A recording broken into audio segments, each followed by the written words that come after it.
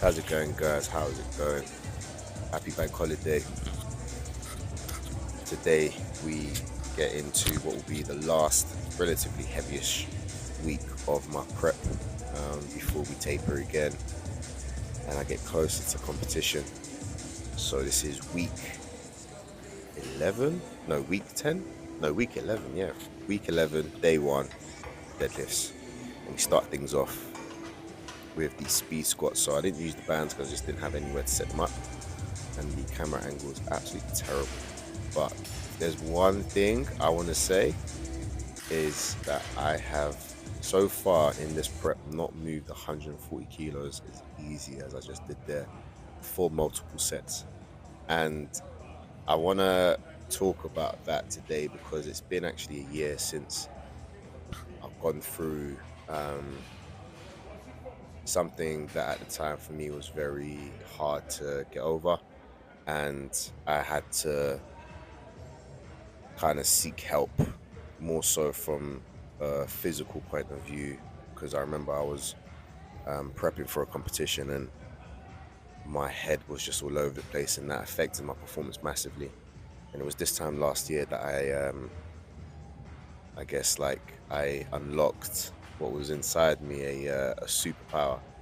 um, and I remember seeing this sports therapist or performance coach as he calls himself, and it literally was the biggest game changer because it's allowed me to have sessions like this where I've had my injuries, a lot of things that's happened personally over the years as well, that now I have the tools to kind of overcome these things and look forward to these days that I've been looking forward to for so long.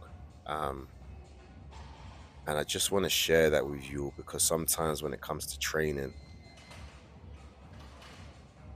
we always just focus on the good days and we always focus on progressing and wanting to do well, and that's always the case. Like, that, if anything, is the objective, right?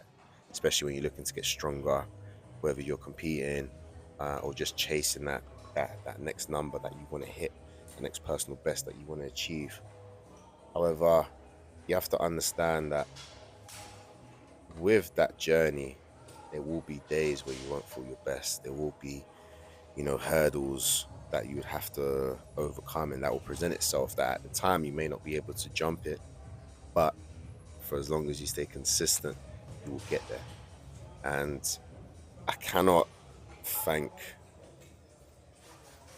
the people that have been around me during those days where I felt like rubbish, um, during those days where my confidence wasn't high. And also, a big shout out to myself for being resilient in wanting to strive for those things that I knew I could always obtain. And don't get me wrong, I'm not sitting here from a place where I've achieved everything that I wanted to achieve and I've got everything I wanted to get.